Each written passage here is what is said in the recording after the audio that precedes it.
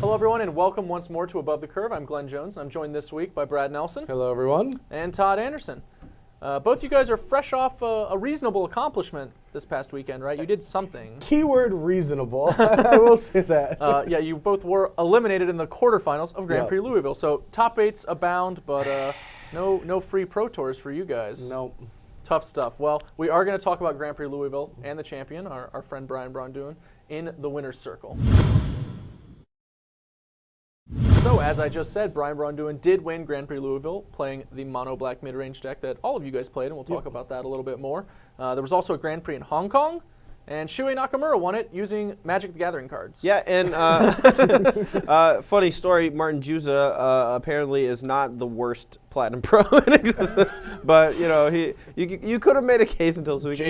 Maybe he's coming back a little bit, hopefully. I mean, That's aggressive. Wow. Yeah, that was pretty aggressive. But the other thing about the tournament Martin, I love but, you know. is everyone in the semifinals all had Pro Tour top eights. Like, it's like a very skill-intensive format, and it proved that. Also with like the other GP on our side, we had like 5 Star City riders and John Stern. Like, I mean, Theros is shaping up to be like extremely skill-intensive, and I'm loving it. Yeah, I think that the SCG in Seattle also contributes to that concept. Yep. We had Jesse Hampton win the Standard Open playing Blue-White Control, and we had Jacob Wilson win the Legacy Open playing Rug Delver, both two of the better-known players that were playing in both of those tournaments. I think the keynote here is that Jacob Wilson is insane. Like, just one of the better young guys coming out of California.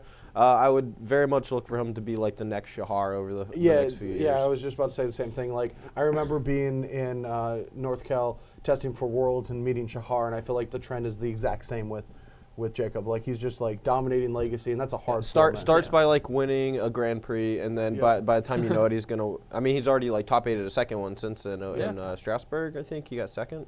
But yeah, kid's absurd. Yeah, he's demonstrating a real prowess with Rug Delver specifically in Legacy 2, which is known as. Well, his one of win's the top actually decks in Modern though. So. Yeah, his Grand Prix win was in Modern with Jund over Raptor in a like almost 75 card mirror. Yeah. So kudos to both of those winners. I guess we should talk a little bit about Standard. The top 8s of Grand Prix Louisville and the Seattle Standard Open were actually kind of similar. We didn't have the mono black mid-range deck out there in Seattle, but we had other flavors of black-based mid-range. And really, it's all Thoughtseizes and Swamps to me. I mean, yeah, that was my call last week. Was like Thoughtseize is just the most important card in the format, and any deck like that revolves around it and doesn't get disrupted by it is going to do exceptionally well right now. Sure. I mean, I was just going to say the precinct captain is. It's not Pack Rat, so it's not it's not the same deck. So don't do that. That is true. I've had that mirror match a lot. The precinct captain on their side versus my Pack Rat, and one of the tokens is a little bit stronger than the other one. Yeah, the precinct captain deck that Chapin and Rietzel popularized at the Pro Tour actually did pretty well in Seattle. They managed a finals finish. I know that it did okay in Louisville as well. Yeah, I mean, I played against it 4 times on day 1. It was obviously like very popular. Very popular with good reason. It did start very strong, but like I played it a lot. Todd played a lot. BBD played it a lot, and I think like just us being in that room like helped like shove it out of the top 8. Sure. Just because I liked our matchup. We all had that matchup in mind when we built the deck or like tuned the deck for the tournament, and we like disregarded all of our like anti-aggro hate just to make sure that the 60 cards we played against Black White and Esper was really good.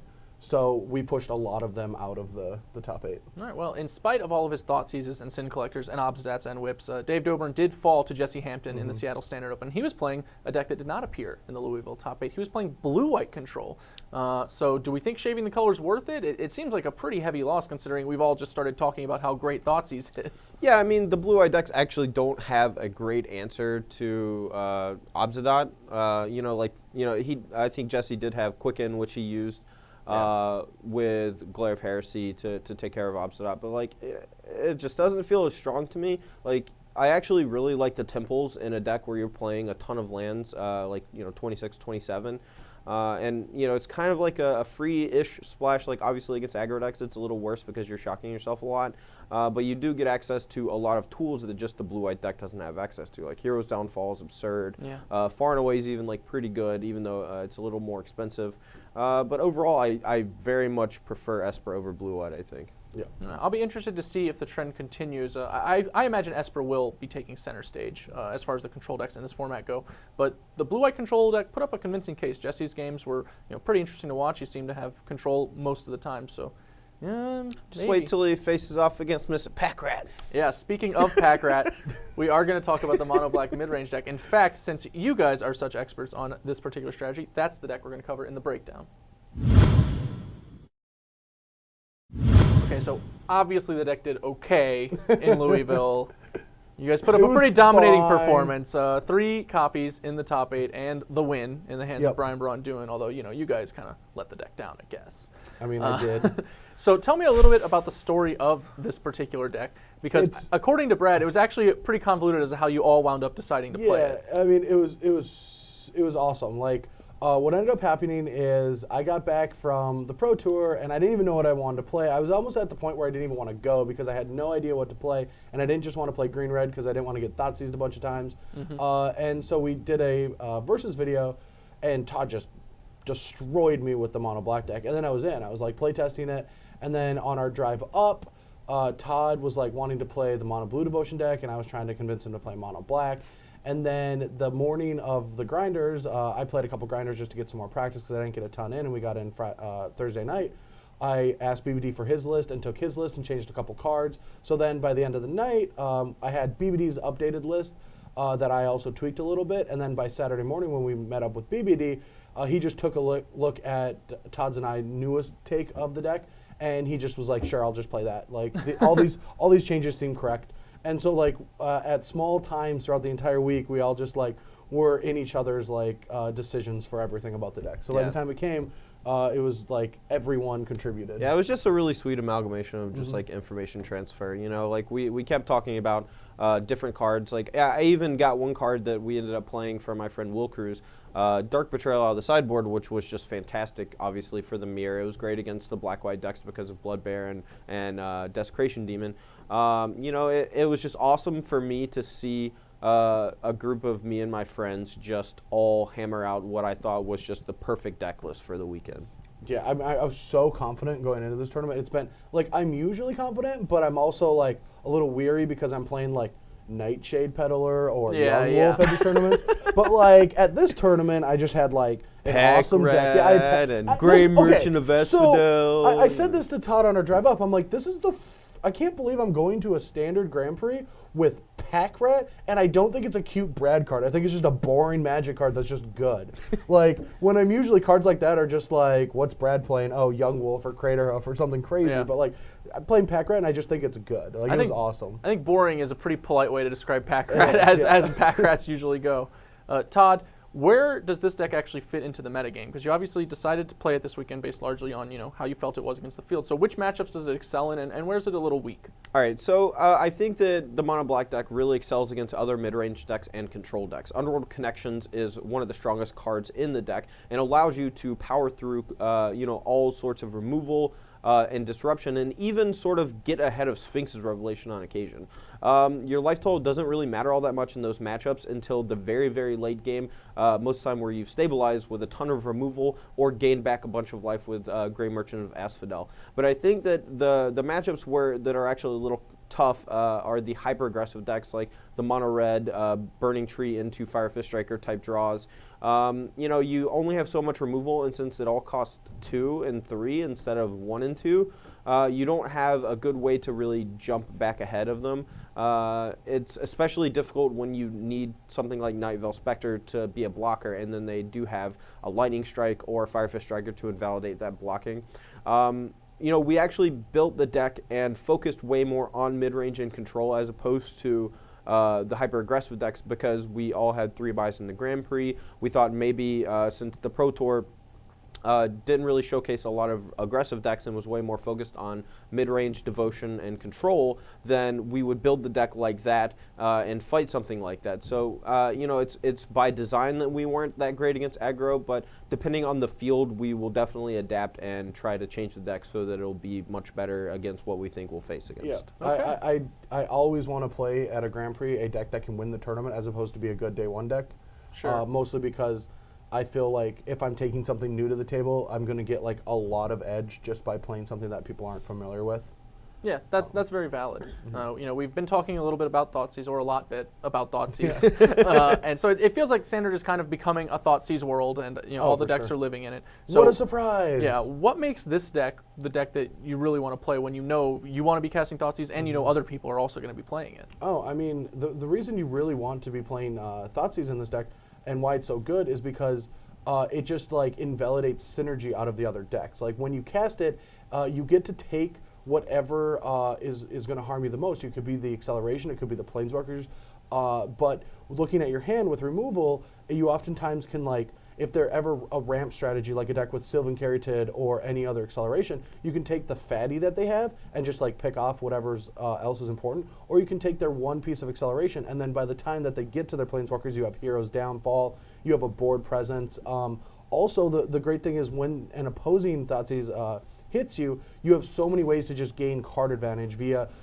Nightshade Spectre, or it's Nightshade Spectre. Nightveil Spectre, and Underworld Connections, Whip, even Erebos itself can give you some card advantage. Like you just like have no real synergies in your deck besides I can kill things and generate card advantage. So when things are like stolen from you, you still just have good threats on their own. Sure. Yeah, I mean that's one of the better parts about the deck is that you are less reliant on synergy. Like obviously there's a lot of back and forth between things like Underworld Connections, Whip, and Grey Merchant. You can drain them for a lot without being forced to have a bunch of creatures in play, which is nice. And that's a vulnerability that this deck doesn't really have, as opposed to where all of the green devotion decks and red devotion decks focus on playing creatures as their main form of devotion for their gods and all their main spells. But Grey Merchant can actually just be lethal or close to lethal with just like a few Underworld Connections and a Whip. Then your opponent can never attack with Polychronos because then you just get to whip back your Grey Merchant and kill them. Oh yeah, and the other sweet thing about that is like when you have Underworld Connections in your deck,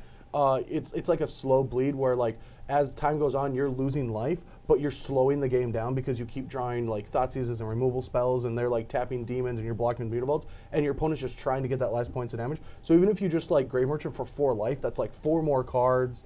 You're not really gonna like get blown out. Like that card was just phenomenal whenever you had a Connections in play. I was so impressed with it. Okay, well, fantastic Grand Prix performance, guys. Thank you. Really impressive, and I'm sure that we'll be seeing that deck a little bit more this weekend when we go to Indianapolis for the Invitational.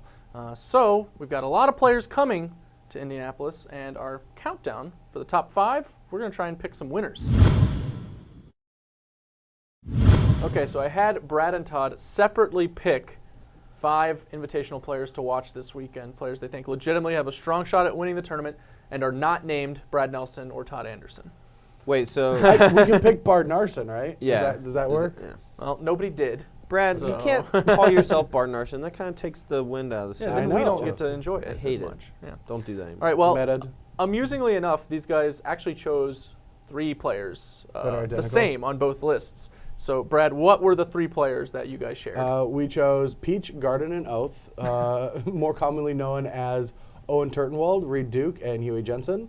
That triad has been playing Magic together for, what, now 6 months? They just go to everything together. And I think they're all, like, very good Magic players right now. Like, Owen hasn't had the results that the other 2 have had recently, but that's, like, not fair because they have just top-8'd almost everything they played in. Yeah, somebody's got to run bad, right? Run average. Like, Yeah, sure, bad by comparison, but also still just, like, he just top-8'd an SCG Open. And to the other 2, I think they have, like, a combined total of, like, over 15 top-8s in the last half year. Like, it's just absurd. I do think that they're actually all very good picks because of their cross-format competency. Like, they're just good at Standard and Legacy. Like, all of them have demonstrated success in both of those formats over and over. Yeah, but not even cross-format, cross-deck. Like, Huey top-8'd 3 Standard Opens in a row with 3 separate decks. Like, back-to-back weeks. Yeah, dude, he was playing Mono Green Devotion before he had Nixthos. Yeah, they've demonstrated themselves to be just very, very good magicians, and I like them as picks for the Invitational. There's certainly players to watch. They'll definitely be on camera. I can guarantee that much. So the picks you differentiated on were actually pretty different.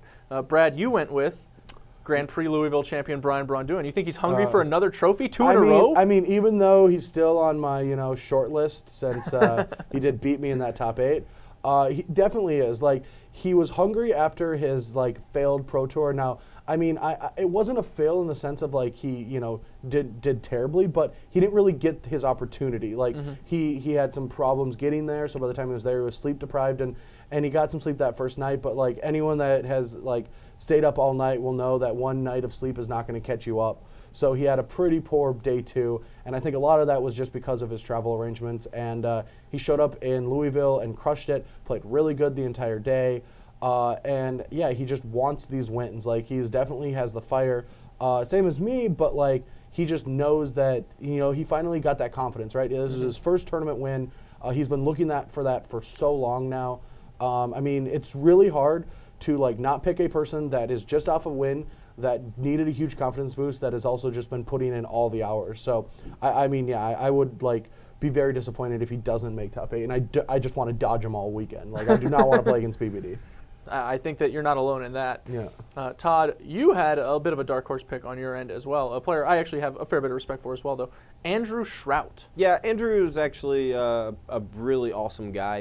I've seen him around the SEG circuit for the better part of the last 2.5 years, and he always comes into these events, playing the decks that he likes, but also the decks that are usually pretty good.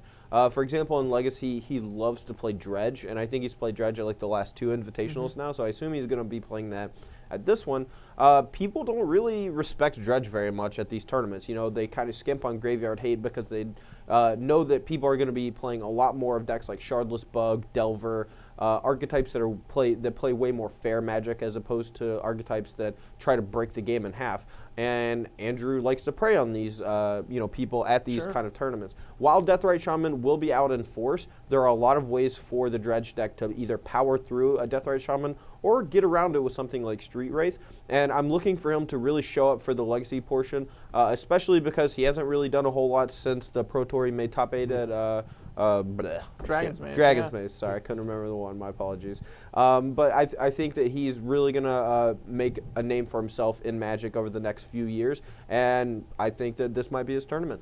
I mean, this is more of a Legacy question because I sometimes just don't really understand. Is it what is Street Wraith? No, I know Street Wraith. Know that one. But would Dredge not be a better choice when the top 8 isn't Legacy best of 5s? Because I feel like Dredge is always a bad choice when the top 8 is best of 5s with a deck like Dredge. Whereas when it's standard, you can really smooth sail through the Swiss and then play your standard deck in top 8. I'm not going to get into that kind of specifics. I mean, I think that playing 5 games of Magic against Dredge is way better than playing 3 because you get 4 games with your sideboard. But I think that the goal is to just dodge Graveyard Hate. Just make them have it, and if they don't have it, you win. Exactly. I mean, the deck is so explosive, and it has a lot of ways to actually just get around the Graveyard Hate. Like I said, with the Street Wraith, if it's targeted with something like Surgical Extraction or Deathrite Shaman, you can just get them with Street Wraith, and it's absurd. And the deck does have a Legacy Open top 4 in recent weeks, so it could be time for a Dredge resurgence. It always feels like it's time. Yeah. Are you saying it could be time for a Dread return? And moving right along, Brad, you have a 5th pick, and it's a pretty interesting one. You think Eric Smith might have a shot at running it back. Yeah, I mean, he's also another player that just came off a huge confidence boost. He's been playing Magic for a while, wrote an awesome article after he did win the last Invitational. I really like that read. And he also won the team open, if I do believe, with Gerard. And I think he has a good close circle of friends. He's testing. He's got the confidence. He's off a huge win at the Invitational. He knows what it takes to get there. And I feel with all of that, it's a good combination for another run back. Whenever I've seen him play, he plays pretty tight. So yeah, he's in my top 5. All right. Well, speaking of running back Invitationals, Todd has selected Invitational crusher Jerry Thompson with his 5th pick. Also known as Jerry Thompson, proprietor of the Bank of SCG. just uses the invitationals like an ATM. It's absurd. Yeah. And I've been keeping this from people for a while now, but Jerry actually is not going to be with us anymore, which is kind of sad. So this is going to be his last hurrah. I feel like we have been, like on the same page with a lot of decks, and we're going to come to this invitational and we're going to obliterate it. Mm-hmm. All right. So you think Jerry's last hurrah is going to be a loud one? Yeah, we're going to crush this and yeah, they always come to the same agreements, and I'm always the black sheep of the group, and now Todd doesn't have that person anymore, so now he's just gonna have to listen to me way too God. much. Yeah, I know. That's rough, Todd. I'm sorry. I didn't realize. Brad's right sometimes. Fine. I just got to pick my spots when I believe him. Yep. Because he's Brad's like the kind of guy who just speaks in constant hyperbole. And my deck I've never speak in hyperbole. Never ever. I've never. I have literally insulting. never in my life used hyperbole. I don't even know what that means. I know. You're That might absurd. Well, guys, thank you for joining me. That's it for this show. We have an invitational this weekend. You guys will be in attendance. Yep. We're actually going to have a little bit of a metagame special for that particular event as well that you guys will be able to catch when we're airing the invitational itself. But the Invitational in Indianapolis will have Joey Pasco, Adrian Sullivan, and Ricky Hayashi Not to as our mention the commentators. Ale Emporium. I was just gonna say that. Nope, I'm so mine. excited. Yeah, the Ale Guys. Emporium, you should go there. It's insane. It's a little far away from the convention center. But That's a hearty recommendation from the show. I'll also be there. You're not doing invited. coverage, alongside Ruben Bresler. I'm not invited to the Ale Emporium? No. Oh well. I guess I'll have to find some other way to occupy my time. Yep. Maybe doing my work. yeah. Okay.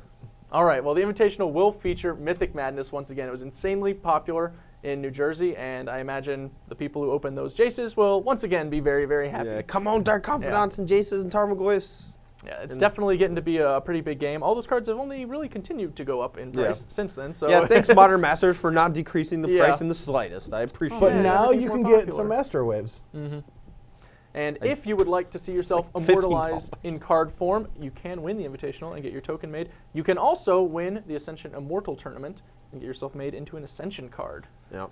I want to be Todd the God Slayer and just replace Aaron. Todd, I don't the even better know God that guy Slayer. is. The multiple God Slayer. All right, well, guys, thank you for joining me. Be sure to catch them on the Metagame Special. And on behalf of Todd and Brad, thanks for watching. Bigger jaws.